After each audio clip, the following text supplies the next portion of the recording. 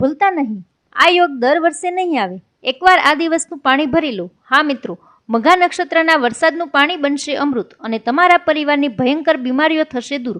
આજે આપણે જાણીશું એવા 5 ફાયદા મઘા નક્ષત્રનું પાણી વાપરવાના, જે તમારા સ્વાસ્થ્ય માટે કોઈ સંજીવનીથી કમ નથી.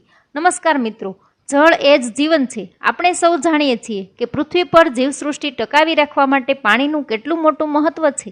આમ તો આપણે આખું વર્ષ ચોમાસાની આતુરતાથી રાહ જોતા હોઈએ છીએ. ચોમાસું આવે એટલે આખી પ્રકૃતિ ખીલી ઉઠે છે.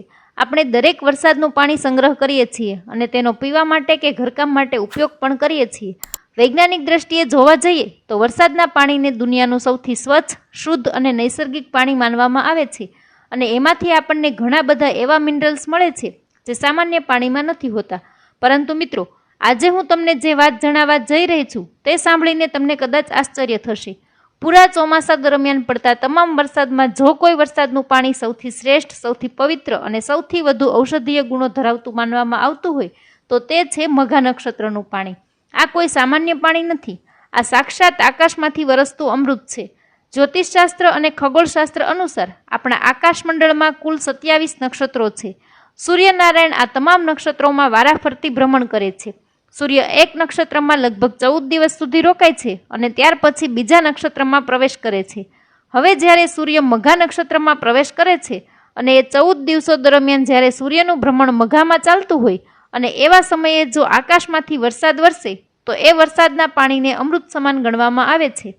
આ દિવસો દરમિયાન જો વરસાદ પડે તો એ પાણી તોલા સોના તરીકે ઓળખવામાં આવે છે. જી હા મિત્રો, 1 તોલા સોના બરોબર એ પાણીને ગણવામાં આવે છે. જેટલું મૂલ્યવાન શુદ્ધ સોનું હોય છે એટલું જ મૂલ્યવાન આ જળ છે અને આ પાણી એટલું પવિત્ર પણ માનવામાં આવે છે. આપણા વડીલ અને ખેડૂત ભાઈઓ વર્ષોથી એક કહેવત કહેતા આવ્યા છે કે મઘા કે બરસે, માતા કે પરસે. આ કહેવતનો અર્થ ખૂબ જ ઊંડો અને ભાવનાત્મક છે. જરા વિચારો, જ્યારે એક માતા પોતાના બાળકને જમવા બેસાડે છે અને પોતાના હાથે પ્રેમથી ભોજન પીરસે છે ત્યારે એ ભોજનમાં માત્ર અન્ન નથી હોતું, એમાં માતાનો અતૂટ પ્રેમ, વાત્સલ્ય અને બાળકના સ્વાસ્થ્ય માટેની કામના જોડાયેલી હોય છે. એ ભોજન બાળક માટે દુનિયાનું સૌથી ઉત્તમ ભોજન બની જાય છે. બરાબર એ જ ભાવ સમાન પ્રકૃતિ માતા જ્યારે મઘા નક્ષત્રમાં વરસીને આપણને પાણી પીરસે છે ત્યારે તે પાણી આપણા માટે સર્વશ્રેષ્ઠ બની જાય છે. મિત્રો, આ કોઈ આજકાલની વાત નથી. આપણા મહાન અને પ્રાચીન આયુર્વેદ શાસ્ત્રોમાં પણ આનો સ્પષ્ટ ઉલ્લેખ જોવા મળે છે. ચરક સંહિતા, સુશ્રુત સંહિતા, અષ્ટાંગ હૃદય અને ભાવપ્રકાશ જેવા મહાન ગ્રંથોમાં અંતરિક્ષમાંથી સીધા જ પડતા આ જળને એટલે કે વરસાદના જળને ગંગાજળ સમાન ગણવામાં આવ્યું છે. તે આરોગ્ય માટે પરમ હિતકારી છે. તળાજા ભાવનગરના અષ્ટાંગ આયુર્વેદ ધામના જાણીતા અને અનુભવી વૈદ્ય મહેન્દ્રસિંહ સરવૈયાએ પણ આ અમૃત જળના અદ્ભુત ગુણો વિશે ખૂબ સરસ અને વિસ્તૃત માહિતી આપી છે. તો ચાલો મિત્રો, હવે આપણે વિસ્તારથી જાણીએ કે આ મઘા નક્ષત્રના પાણીના એ 5 સૌથી મોટા અને ચમત્કારી ફાયદાઓ જે તમારા જીવનને રોગમુક્ત બનાવી શકે છે. પહેલો સૌથી મોટો ફાયદો છે કે પેટના અને પાચન તંત્રના રોગોમાં.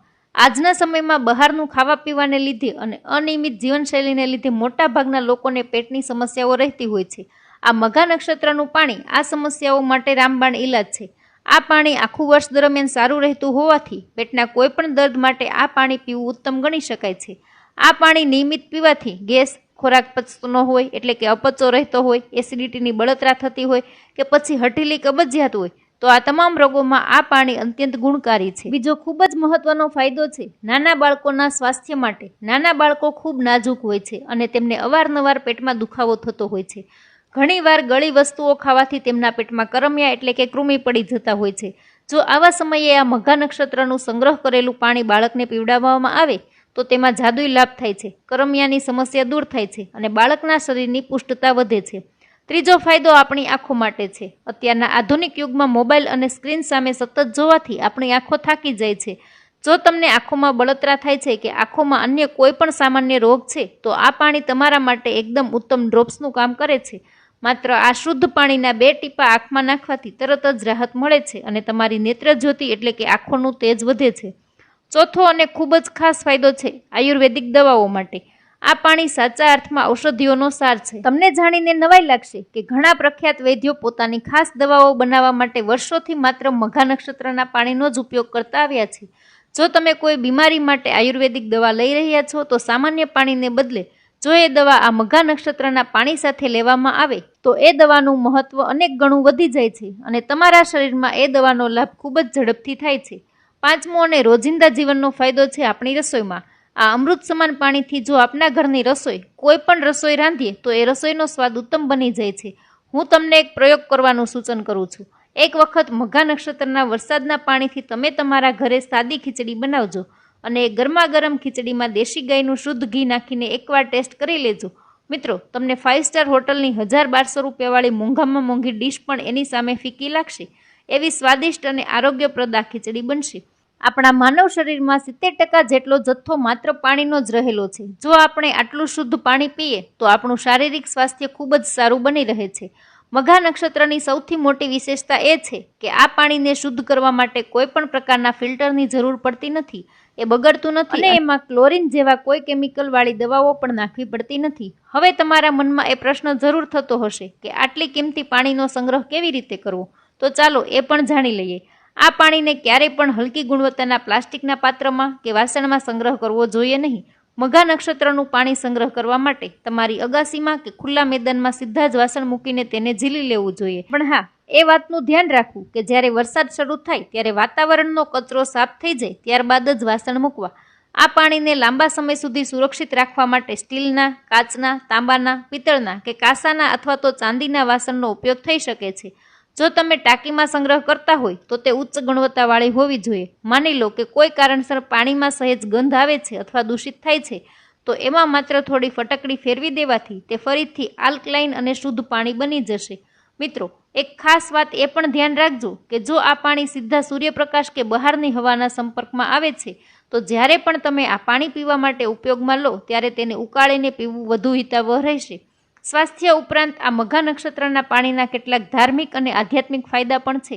નકારાત્મક ઉર્જા દૂર કરવા માટે તમે ઘરમાં આ પવિત્ર જળનો છંટકાવ કરી શકો છો.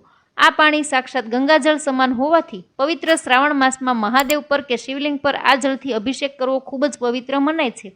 શ્રીયંત્ર પર પણ આ જળનો અભિષેક કરી શકાય છે તથા ધાર્મિક કાર્યોમાં ઉપયોગમાં લઈ શકાય છે. આ વર્ષે 16 ઓગસ્ટથી લઈને 30 ઓગસ્ટ સુધી સૂર્ય મઘા નક્ષત્રમાં રહેશે.